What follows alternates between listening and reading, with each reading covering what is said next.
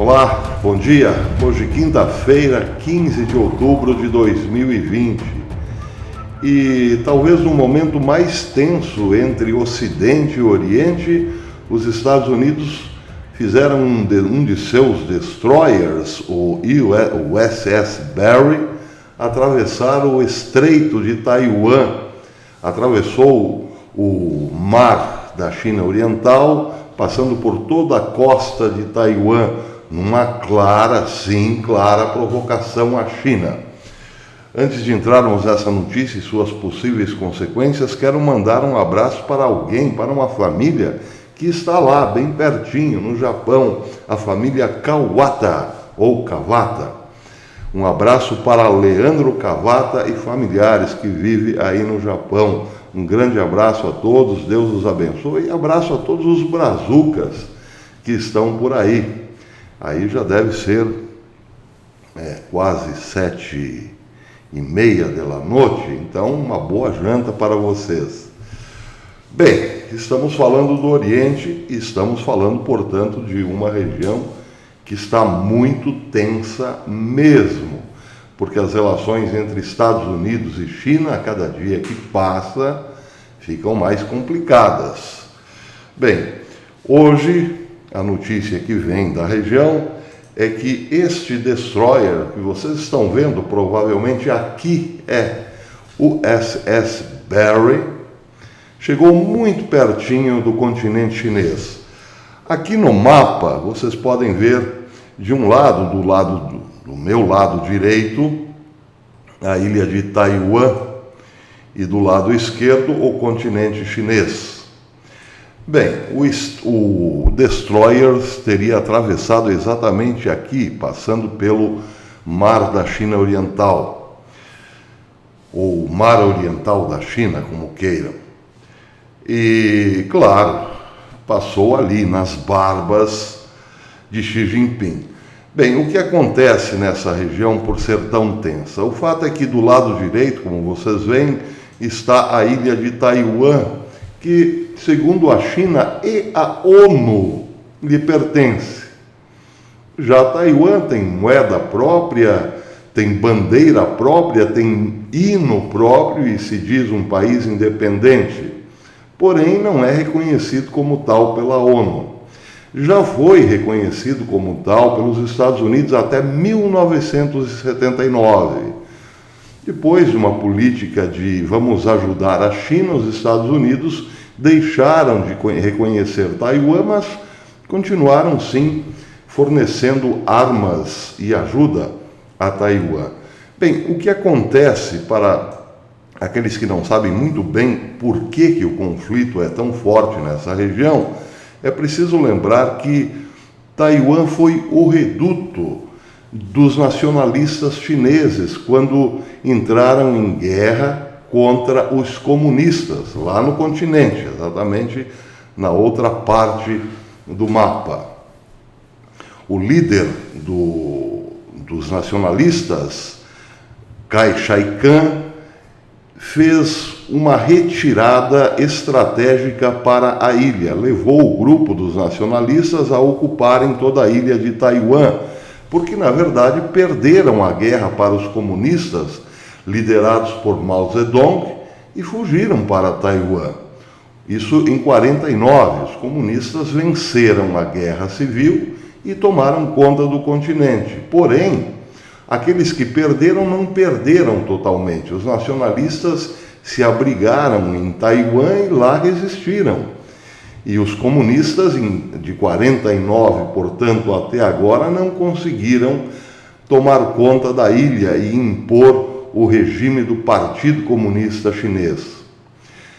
Bem, resistiram bravamente, sim, os nacionalistas, mas em 79 levaram um duro golpe de um governo esquerdinha dos Estados Unidos. Presidente dos Estados Unidos na época, o comunista Jimmy Carter. Um dos donos dessas maquininhas de votar é a Smartmatic. Pois é, em 79, dizendo seguir uma política de Estado que previa enfraquecer a União Soviética, Jimmy Carter deixou de reconhecer Taiwan como uma ilha independente ou como um país independente da China. Tudo porque, segundo Jimmy Carter, o projeto era enfraquecer a União Soviética, tornando a China mais amiga do Ocidente e mais capitalista. Ele julgava que, sendo capitalista, a China teria um comportamento totalmente diferente daquele exercido desde 1949 pelo Partido Comunista. Continuaria sendo comunista, mas um comunismo capitalista capaz de enfraquecer, sim, e muito, a sua irmã União Soviética. Que bobagem, né? Vimos que a China tornou-se, sim, capitalista aos moldes ocidentais, mas ficou, pelo contrário, ainda mais comunista. Porque nunca houve, como diz o professor Olavo, um país comunista sem ser capitalista, impossível. Bem, o que aconteceu foi que a China ficou mais capitalista e mais comunista. E aí estamos vivendo todo esse problema atual. A China quer sim assenhorar-se não só de Taiwan, mas como vocês bem sabem, olhando aqui pelo mapa, também as regiões do chamado Mar Meridional, as ilhas e os países do Mar Meridional. Tudo para a China lhe pertence. Bem, o fato é que a China não está sozinha no mundo, como bem sabemos, e está provocando, sim, a ira dos vizinhos na região, o temor, a ira e também o prejuízo. Porque a China, implantando a sua economia predatória, está tirando recursos dessa região. E atingem, claro, os Estados Unidos, tornando o mundo hoje praticamente polarizado, como foi na Segunda Guerra Mundial. Mas a notícia de hoje é preocupante, sim. Não foi a primeira vez que um destroyer atravessou o mar da China Oriental, aproximando-se de Taiwan, ou mesmo aportando em Taiwan. Não foi a primeira vez. Isso é quase como comum.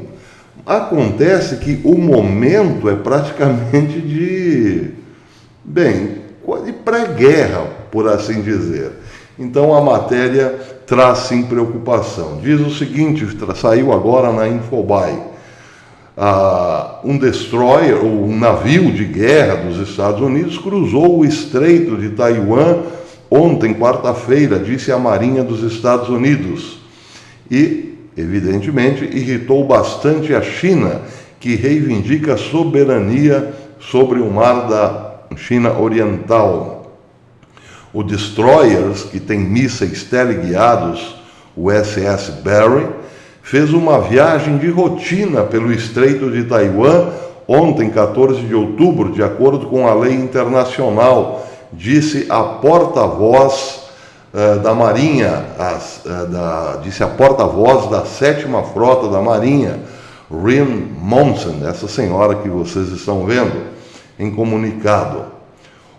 A passagem do navio pelo Estreito de Taiwan demonstra o compromisso dos Estados Unidos com um Indo-Pacífico livre e aberto, acrescentou a porta-voz. A Marinha dos Estados Unidos conduz regularmente as chamadas Operações Liberdade de Navegação no Estreito de Taiwan, que separa a China da ilha, completou a porta-voz da 7ª Frota. A Infobae disse que as operações sempre provocaram respostas fortes de Pequim, e dessa vez não foi diferente. Pequim disse que os Estados Unidos enviaram recentemente vários sinais inoportunos aos promotores da independência de Taiwan, comprometendo seriamente a paz e a estabilidade, disse Zhang Xunhui, porta-voz do exército chinês, disse hoje, quinta-feira. E acrescentou: advertimos solenemente os Estados Unidos que parem com qualquer palavra ou ato que leve a problemas na região. Disse isso em comunicado oficial, afirmando que a China defenderá firmemente a sua soberania nacional. Eles consideram Taiwan como parte de seu território e, portanto, de sua soberania. A matéria termina dizendo que os chineses ameaçaram usar a força se Taipei proclamar sua independência ou se houver intervenção estrangeira. Taipei não precisa proclamar a sua independência, ele simplesmente não é reconhecido pela ONU, por razões óbvias, e pela China, mas é reconhecido por um número grande de países, mas principalmente por Estados Unidos e Japão, Coreia do Sul, que são os países mais fortes da região, além da China, naturalmente. Bem, a grande preocupação nesse momento por parte dos analistas internacionais é a polarização cada vez mais observável no mundo. O mundo que já foi, a minha geração, por exemplo, que conhece já um mundo polarizado, quando tudo estava dividido entre União Soviética e Estados Unidos, está vendo novamente a polarização acontecer. Agora, entre Estados Unidos de um lado e China do outro. Bem, a preocupação é essa. O que acontecerá a partir dessa polarização, ou se, diferentemente do que aconteceu no passado, haverá um grupo de nações independentes que não apoie nem China nem Estados Unidos. Essa é a questão. Bem, o que estamos vendo é que é muito provável que não exista este grupo de nações independentes. Até porque, como disse ontem, já existem alianças fortes colocando-se contra o poderio chinês, como a mais recente na Organização Mundial do Comércio, entre Estados Unidos, Japão e Brasil, o celeiro do mundo, é bom lembrar. Mas existem outras alianças.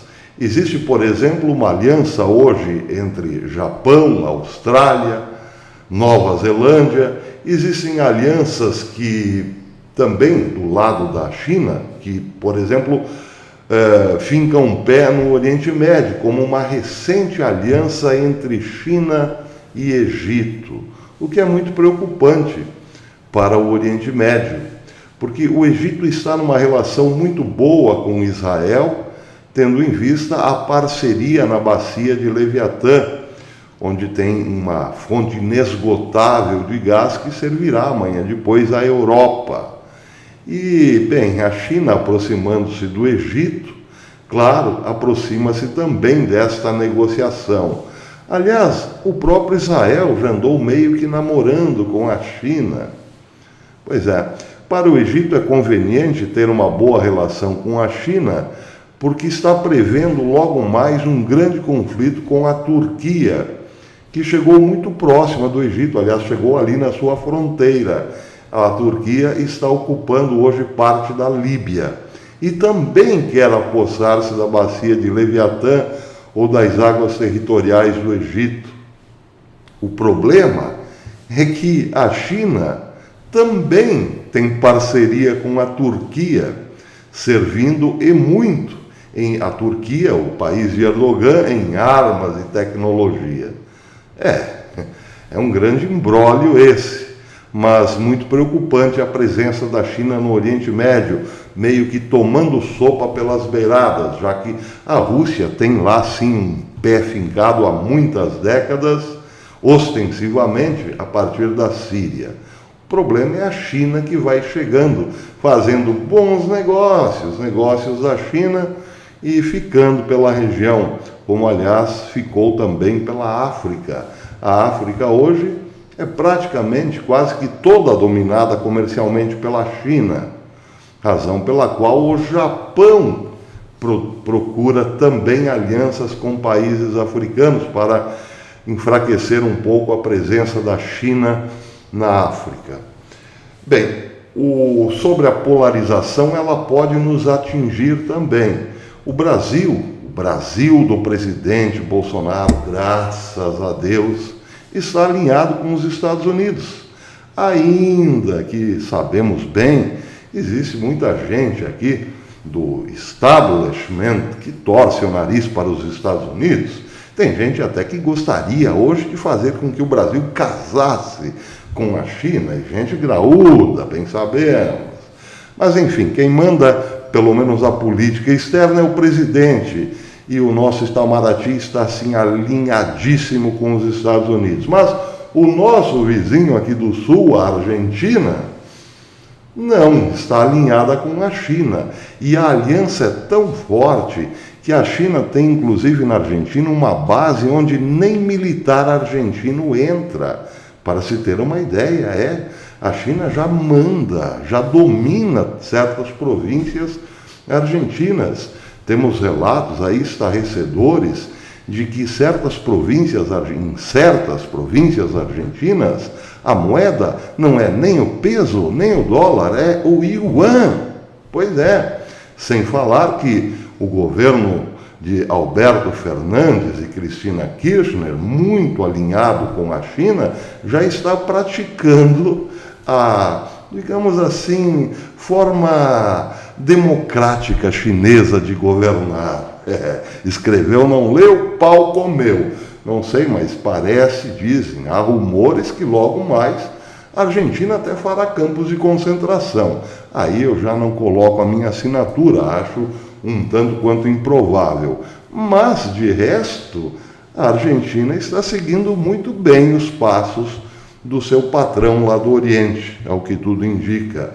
E isso complica as relações entre Brasil e Argentina, ou poderão complicar, e muito, num futuro próximo. Assim como lá no norte, na fronteira com a Venezuela, dá-se o mesmo. A Venezuela, do narcoterrorista Maduro, o ditador Maduro, está também alinhada com a China, como de resto com tudo que é comunista, como Cuba e Rússia. Bem, a situação é muito ruim para o Brasil num mundo polarizado, porque no norte, comunista, e no sul, a China. E aí, como é que fica? Que os Estados Unidos têm uma presença forte aqui, caso a polarização vá por esse caminho, o caminho do caflito, como dizia Didi Mocó, São José Colesterol. Até depois.